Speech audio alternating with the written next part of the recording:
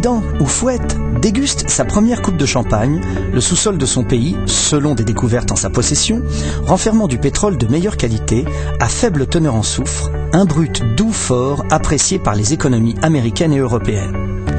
Le vieux Houphouët, affectueusement appelé le vieux crocodile, un homme d'État très averti qui connaît les appétits voraces des prédateurs du pétrole, refuse de se lancer tout de suite dans une politique d'exploitation de l'hydrocarbure. Sa longévité politique en dépendait, confiait-il.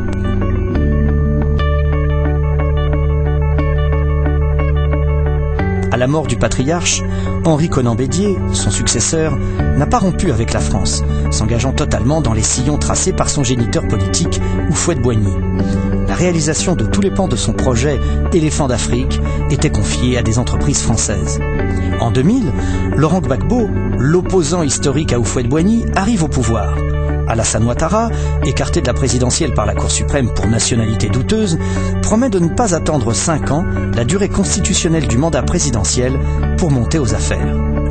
La France venait de trouver là un pion pour engager la bataille contre Laurent Gbagbo, dont le nationalisme exacerbé, murmure Paris, pourrait freiner les velléités hégémoniques de la coalition franco-américaine sur le continent. Dans l'entourage de Gbagbo, l'idée d'une monnaie ivoirienne est évoquée. La fermeture du 43e bataillon d'infanterie et de marine et le départ des militaires français sont envisagés par Mamadou Koulibaly, le numéro 2 du régime. Gbagbo entend aussi réviser des contrats léonins passés par Ouattara avec Bouygues. La manne pétrolière doit être revue à la hausse au profit de son pays. En outre, en 2002, la Côte d'Ivoire, porte d'accès au golfe de Guinée en Afrique de l'Ouest, ne cachera pas son intention de s'ouvrir largement à la Chine, ce pays qui tire déjà 30% de son pétrole brut de l'Afrique. Beijing octroie des crédits en dollars aux pays africains sans exiger de contrepartie, prenant le contre-pied des règles du jeu par lesquelles Washington exerce habituellement son contrôle via la Banque mondiale et le FMI.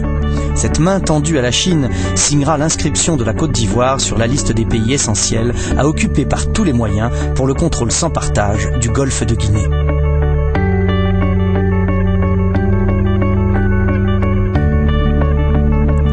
Deux ans plus tard, en 2002, le pays est déchiré par une rébellion particulièrement violente, préparée par Paris et le Burkina Faso.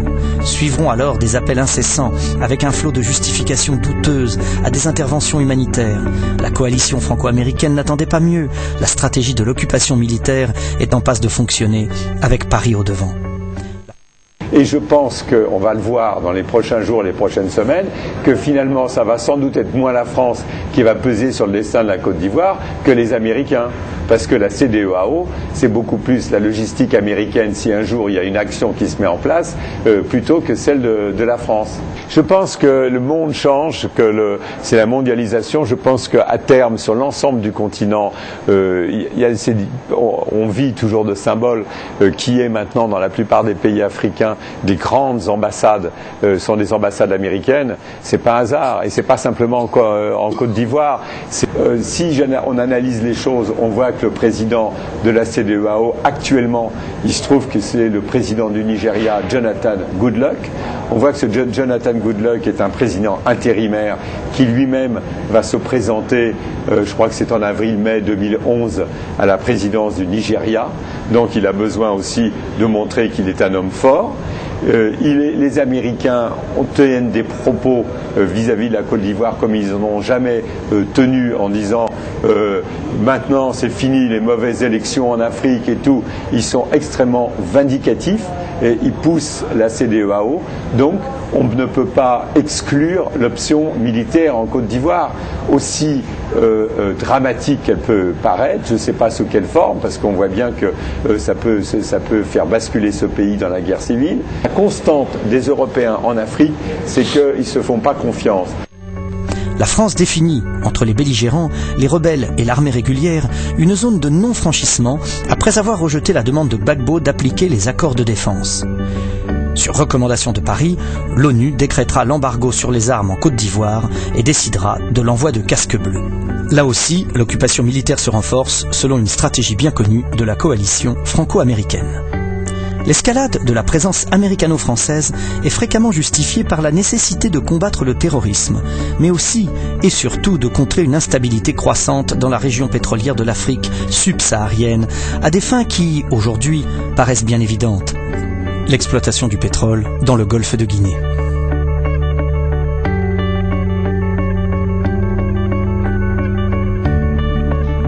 2003, le Soudan a été ravagé par une guerre civile et un conflit interethnique amplifié de l'extérieur de la région du Darfour au sud-ouest, là où se trouve une grande partie du pétrole soudanais.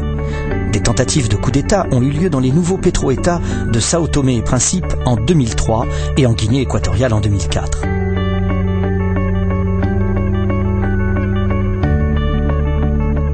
Le Tchad, dirigé par un régime protégé par un appareil de sécurité et de renseignement appuyé par les États-Unis, a aussi vécu une tentative de coup d'État dans la même année. Un autre coup d'État est réussi et a eu lieu un an plus tard, en 2005 en Mauritanie, contre l'homme fort soutenu par les USA, Mawiya Ould Taya.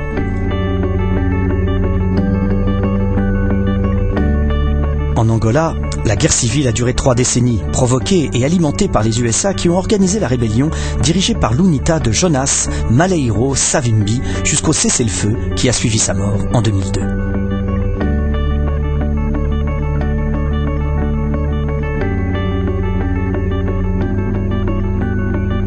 Au Nigeria, pays producteur de pétrole, l'apparition d'une insurrection armée dans le delta du Niger et le conflit potentiel entre le nord musulman et le sud non musulman sont des sources d'inquiétude pour les États-Unis qui projettent évidemment d'y mettre de l'ordre par des détachements militaires au nom d'une intervention humanitaire US en Afrique.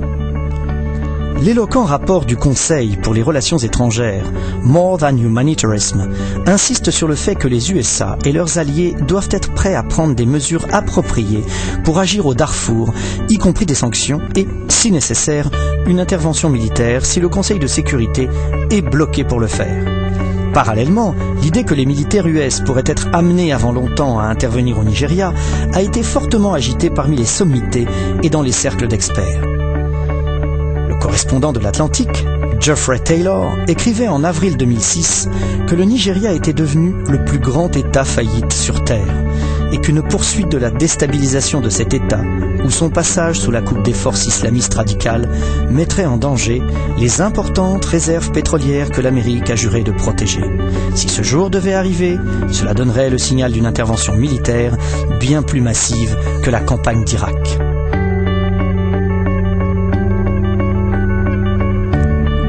En Côte d'Ivoire, la période post-électorale se déroule comme si les belligérants avaient la consigne de faire en sorte d'offrir un triste décor, fait de corps calcinés, mutilés, de déplacés massifs de guerre, d'incendies dans le but inavoué de justifier une intervention militaire américano-française au nom de l'humanitaire. Par exemple ici, Télé Côte d'Ivoire, TCI, une télévision offerte par Paris à Alassane Ouattara, appelle au soulèvement populaire. On donne même dans une théâtralisation de mauvais goût qui consiste à faire filmer, par la presse française, des personnes données pour mortes à la suite d'affrontements avec les forces de défense et de sécurité et qui se relèvent une fois le scénario terminé. Des manifestants prétendument aux mains nues décochent roquettes et balles réelles contre les forces de défense et de sécurité et aussi des civils soupçonnés de soutenir Gbagbo. Le bilan est lourd. Une quarantaine de policiers et de militaires tués, des civils égorgés à Abobo et Koumassi, quartier pro-Ouattara, par un commando dit invisible que revendiquera, selon la presse internationale, Ibrahim Koulibaly, dit IB, militaire en rupture de ban avec l'armée régulière et membre de la rébellion.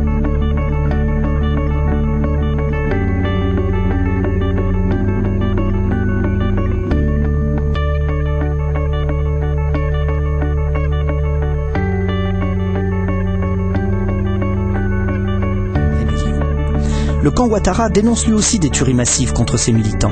Des patriotes pro-Gbagbo détruisent une mosquée et des biens appartenant à des militants du RHDP, la plateforme politique composée des partis de l'opposition. L'armée régulière peine à éteindre le feu, confrontée à un commando invisible dissous dans la population, à Abobo et Koumassi, et surtout gênée par les forces licornes et onusiennes qui ne cachent plus leur soutien à Ouattara, retranché à l'hôtel du Golfe, au milieu de combattants de la rébellion des forces nouvelles. Ici, des photographies aériennes et satellitaires quotidiennes réalisées par la Licorne et l'ONUCI sur les mouvements des forces de défense et de sécurité sont remises à la rébellion, selon une source des forces françaises à Abidjan qui a requis l'anonymat. Les patrouilles onusiennes, injustifiées autour de points stratégiques tels que la télévision nationale, la centrale électrique d'Azito ou la présidence de la République, en rajoutent à un climat délétère et de suspicion généralisée. Alassane Ouattara évoque même un génocide en préparation contre les musulmans du nord de la Côte d'Ivoire et ses militants et appelle à une intervention militaire internationale. Le génocide a été un terme choisi et Washington en a été le chef d'orchestre. Curieusement, alors que tous les observateurs reconnaissent que le Darfour a connu de grands déplacements de population, une grande misère humaine et des dizaines de milliers de décès lors des dernières années, seul Washington et les ONG qui lui sont proches utilisaient le terme accusateur de génocide pour décrire le Darfour.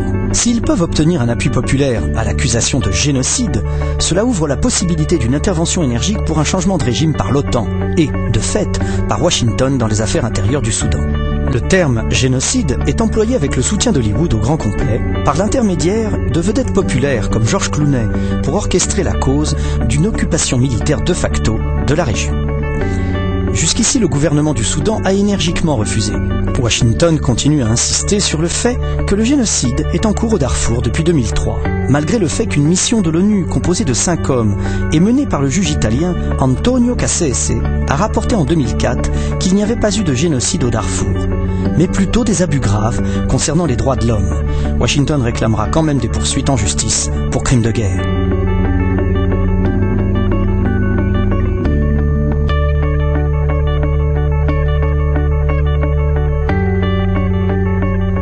En Côte d'Ivoire, pays essentiel pour la conquête du golfe de Guinée, tout semble avoir été minutieusement préparé pour aboutir à la situation de grande tension actuelle. D'abord à Paris, Nicolas Sarkozy met en place un comité chargé de la crise ivoirienne avec au centre les ministres Alliot Marie et Christine Lagarde, chargés de lui rendre régulièrement et directement compte. Première surprise pour le président français, les rapports d'André Parent, conseiller Afrique de l'Élysée, et du conseiller diplomatique Jean-David Levitte montrent clairement que Laurent Gbagbo a fait toute sa part dans le complexe processus de paix ivoirien et que seul le désarmement des rebelles reste l'obstacle à la sortie de crise. Le rapport s'empressera de préciser qu'en cas de non-désarmement, tout reste favorable à Ouattara, du fait notamment d'une liste électorale truffée d'étrangers venus des pays voisins, le Burkina, le Mali et la Guinée, exactement comme cela avait été demandé à la SAGEM